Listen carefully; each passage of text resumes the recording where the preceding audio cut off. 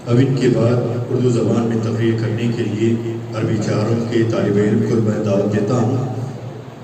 نواز الدین بن رکن الدین گلبرگہ کے رہنے والے ہیں، جن کا عنوان ہے دنیاوی زندگی کی حقیقت قرآن و حدیث کی روشنی میں۔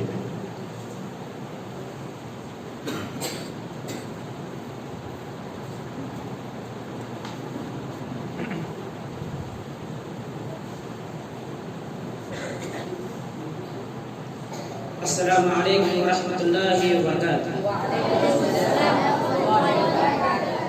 الحمدللہ رب العالمین والصلاة والسلام علی سید المرسلین وعلی آلہ واصحابہ اجمعین، اما بعد، اعوذ باللہ من الشیطان الرجیم، بسم اللہ الرحمن الرحیم۔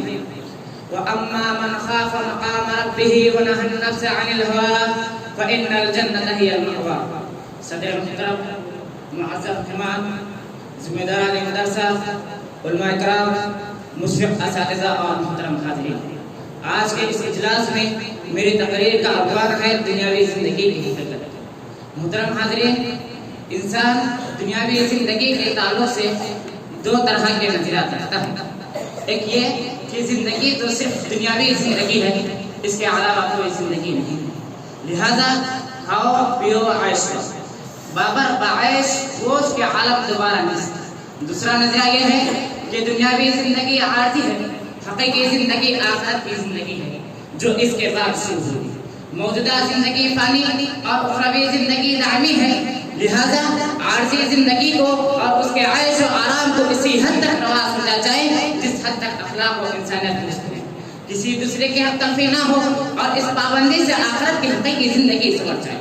پہلے نظریے کے ہمیں افراد اور ان کی مچائی ہوئی تباہیاں انسانی نگاہوں کے سامنے ہیں، جس کی سب سے بڑی علمبردار موجودہ مادی تہذیب ہے، اور جو دوسرا نظریہ ہے اس کی برکتیں تاریخ کا ناقابل فراموش بن چکی ہے۔ انسان فطری طور پر دنیاوی ساز و سامان میں دلچسپی رکھتا ہے اور ان چیزوں کی محبت انسانی فطرت میں بطور آزمائش واقع کی گئی ہے۔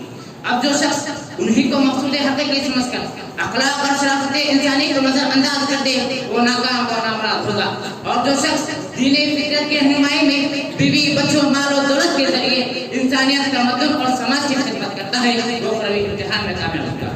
جو لوگ دنیاوی زندگی کو عارضی ٹھکانہ سمجھتے ہیں ان کی تمام ترجیحات اخروی زندگی کے لیے ہوتی ہے، اور ایسے ہی لوگ حقیقت میں کامیاب ہیں۔ جیسے کہ ارشاد الہی ہے فَمَنْ زُحْزِحَ عَنِ النَّارِ وَأُدْخِلَ الْجَنَّةَ فَقَدْ فَازَ وَمَا الْحَيَاةُ الدُّنْيَا إِلَّا مَتَاعُ الْغُرُورِ۔ اس دن جو شخص نار جہنم سے ہٹا دیا گیا اور جنت میں داخل کر دیا گیا بے شک وہ کامیاب ہو گیا، اور دنیا کی زندگی تو صرف دھوکے کا سامان ہے۔ محترم حاضرین، ایک دانا انسان اس بات کو ترجیح دے گا کہ یہاں چند سا مصیبتیں جھیل لیں، مگر یہاں سے وہ بھلائیاں کما لی جائیں جو بعد کی دائمی زندگی میں اس کے لیے ہمیشہ کے آرام کا سبب بنے گی۔ وہ اس مسافر کی طرح نہ ہو جائیں جو راستے کے پرفریب مناظر سے دل لگا بیٹھے اور منزل سے غافل ہو جائیں۔ جیسے کہ ارشاد الہی ہے وَمَا الْحَيَاةُ الدُّنْيَا إِلَّا لَعِبٌ وَلَلدَّارُ الْآخِرَةُ خَيْرٌ لِلَّذِينَ يَتَّقُونَ أَفَلَا تَعْقِلُونَ۔ اور دنیاوی زندگی تو کچھ نہیں ہے مگر ایک طرح کا کھیل تماشا، جو متقی ہیں ان کے لیے آخرت ہی کا دن رہتا ہے۔ افسوس تم پر کہ تم اتنی سی باتیں نہیں سمجھتے۔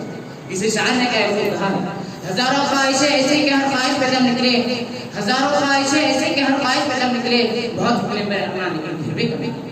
محترم حاضرین، قرآن کریم ایسے ایسے لوگوں کی مذمت بیان کرتا ہے جو دنیا داری میں آخرت فراموش کر بیٹھتے ہیں، جو آخرت میں جوابدہی کے احساس سے محروم ہوتے ہیں، جو خیر و شر، حق و باطل، سچ اور جھوٹ، ظلم انصاف، روحانیت اور تہذیب انسانی کے اعلیٰ قدروں کی دھجیاں اڑا دیتے ہیں۔ اسلام اسی غلط تصور پر کاری ضرور لگاتا ہے تاکہ افراد کی جگہ اعتدال پیدا ہو، یہ یقین کہ آخرت کی زندگی حقیقی زندگی ہے اور وہاں کے عائش حقیقی عائش ہے۔ جیسے کہ ارشاد الہی ہے وَأَمَّا مَنْ خَافَ مَقَامَ رَبِّهِ وَنَهَى النَّفْسَ عَنِ الْهَوَىٰ فَإِنَّ الْجَنَّةَ هِيَ الْمَأْوَىٰ۔ لیکن جو شخص اللہ کے سامنے کھڑا ہونے سے ڈرا، اپنی نفس کو خواہشات سے روکا تو یقیناً اس کا ٹھکانہ جنت ہے۔ محترم حضرات، ان دنیا پرستوں کے مقابلے میں اہل ایمان کا وہ گروہ ہے جو دنیا و آخرت کو پیش نظر رکھتا ہے۔ دنیا کی کامیابی اور آخرت کی سرفرازی دونوں ہی ان کے حصے میں آتی ہے۔ دراصل یہی لوگ ہیں جو اپنے حقیقی مراد پاتے ہیں۔ اللہ تعالیٰ نے یہ مادی دنیا اپنے پورے ساز و سامان کے ساتھ اہل ایمان کے لیے بنائی ہے، کیونکہ یہی لوگ ہیں جو اس کو صحیح مقاصد کے لیے استعمال کرتے ہیں۔ البتہ منکرین حق کے لیے یہ ساز و سامان نعمت نہیں آتا جیسے کہ ارشاد الہی ہے قل من حرم زینۃ اللہ التي اخرج لعباده والطیبات من الرزق قل هي للذین آمنوا في الحیاۃ الدنیا خالصۃ یوم القیامہ. تم کہو یہ نعمتیں ان کے لیے ہے ایمان والوں کے کام آئیں دنیا کی زندگی میں زندگی کے مکروہات کے ساتھ اور قیامت کے دن ہر مکروہات سے خالص. محترم حضرات، دین اور دنیا کے معاملے میں لوگ افراد اور تفریط کا شکار ہیں. اعتدال کی راہ گم ہو گئی ہے. کبھی دنیا میں اتنا ہمیں کھوتے ہیں کہ آخرت ایک ساتھ فراموش کر دی جاتی ہے، یا آخرت کے استغراق میں ترک دنیا کی تعلیم دی جاتی ہے. لیکن اسلام یہ کہتا ہے کہ صحیح زندگی تو اس کی ہے جو کہتا ہے الہی میں دنیا و آخرت دونوں کی سعادت چاہتا ہوں. قرآن کریم نے ایسے نیک بندوں کی دعا میں فرمایا ہے وَمِنْهُمْ مَن يَقُولُ رَبَّنَا آتِنَا فِي الدُّنْيَا حَسَنَةً وَفِي الْآخِرَةِ حَسَنَةً وَقِنَا عَذَابَ النَّارِ. کچھ لوگ ایسے ہیں جو دنیا و آخرت کی فلاح چاہتے ہیں، کہتے ہیں خدایا ہمیں دنیا میں بھلائی دے اور آخرت میں بھلائی دے اور ہمیں دوزخ کے عذاب سے بچا لے. آخر میں اللہ تعالیٰ سے دعا ہے کہ اللہ تعالیٰ ہم سب کو دنیا تنبیہ سے محفوظ رکھے اور اخروی زندگی کو سامنے رکھ کر زندگی گزارنے کی توفیق نصیب فرمائے. آمین. السلام علیکم ورحمۃ اللہ وبرکاتہ.